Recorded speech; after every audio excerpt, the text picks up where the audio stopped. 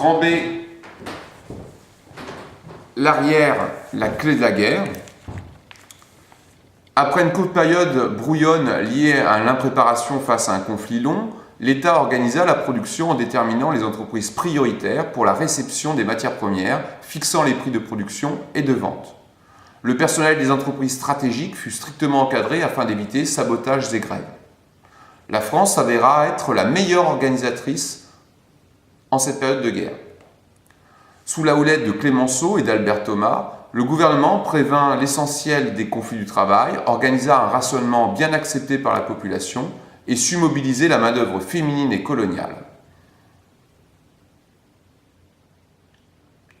L'intelligence du gouvernement fut aussi de rapatrier 500 affectés spéciaux, des ingénieurs et ouvriers spécialistes de l'armement et de la sidérurgie à l'arrière pour encadrer cette main-d'œuvre, pour encadrer cette main-d'œuvre peu aguerrie aux travaux de l'armement et de la sidérurgie. Les dimensions industrielles, financières, mobilisation de l'épargne pour financer la guerre, technologiques et logistiques se révèlent être les véritables clés d'une guerre qui mobilise toute la population. A contrario, malgré les efforts de Rathenau, l'Allemagne fut beaucoup moins efficace dans cette guerre de l'arrière. La population eut à souffrir d'un rationnement dont la rigueur fut aggravée par le sévère blocus allié mené grâce à la flotte britannique.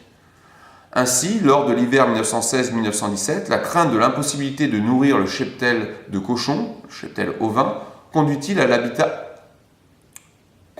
l'abattage de tous les porcs du pays. Désormais, les Allemands durent se priver de viande jusqu'à la fin de la guerre. Et un Allemand qui ne mange pas de saucisses, il n'est pas content. Donc cet épisode est appelé la Saint-Barthélemy du cochon, ou l'hiver des navets. Il est resté très célèbre dans l'imaginaire allemand encore aujourd'hui.